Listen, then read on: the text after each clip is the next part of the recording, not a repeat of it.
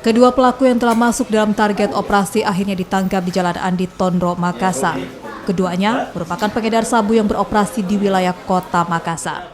Namun saat dilakukan pengembangan kasus, salah satu pelaku nekat melarikan diri sehingga polisi terpaksa menembak bagian kaki pelaku. Selain menangkap pelaku, polisi menemukan barang bukti 5 paket sabu seberat 65 gram, 1 buah alat hisap sabu, dan timbangan digital. Kini kedua pelaku masih menjalani penyelidikan di Polrestabes Makassar. Tim Opsnal Unit 2 Satres Narkoba Polrestabes Makassar telah mengamankan 2 orang yang kami duga sebagai penyalahguna narkotika.